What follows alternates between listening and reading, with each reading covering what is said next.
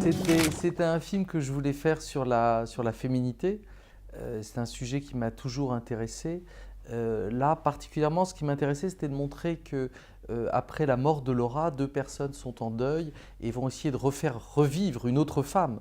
Et ils vont inventer une nouvelle femme, un peu comme Frankenstein, voilà, et ça va devenir Virginia. Et que la création de cette femme naît de la mort d'une autre. En fait, j'avais lu beaucoup d'interviews dans lesquelles Romain Duris disait qu'un de ses rêves, c'était de jouer le rôle d'une femme. Donc je lui ai proposé de faire des essais, on a fait des essais maquillage, coiffure.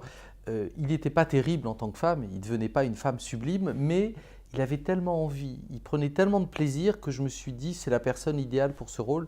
Donc voilà, on est partis ensemble. C'est une histoire d'amitié qui se transforme en histoire d'amour. C'est ça qui m'intéressait. Ça m'intéressait de montrer que déjà les amitiés entre enfants souvent cachent des histoires d'amour. Il n'y a pas de sexualité, mais il y a un lien très très fort qui est de l'ordre amoureux. Et puis après, ce qui m'intéressait, c'était de montrer que Claire et Virginia développent une histoire d'amitié qui n'existait pas entre David et Claire, par exemple. Et tout d'un coup, ils vont se rendre compte que derrière cette nouvelle amitié entre elles, puisque c'est Virginia et Claire, bah peut-être qu'il y a aussi des sentiments et peut-être qu'il y a du désir. Et donc, c'est toute la complexité d'assumer qu'une amitié devient une histoire d'amour. Je me suis inspiré d'une nouvelle de Ruth Rundle que j'ai lue il y a une vingtaine d'années et qu'à l'époque j'ai essayé de faire un court-métrage mais je n'avais pas les moyens ni l'argent.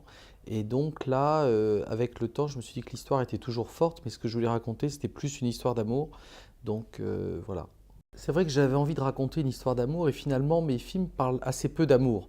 Ils parlent plus d'identité. Là, c'est à la fois l'identité et l'amour et c'est l'identité qui permet de créer une histoire d'amour. Là, ce qui m'intéressait effectivement, c'est d'être sentimental, romantique, avec un couple auquel on ne s'attend pas du tout. C'est ça qui m'intéressait. Il y a plein d'acteurs espagnols que je trouve intéressants. Après, moi, je rêve pas d'acteurs comme ça, de manière abstraite. À part peut-être de Marilyn Monroe ou d'Elizabeth Taylor ou James Dean, mais ils sont morts.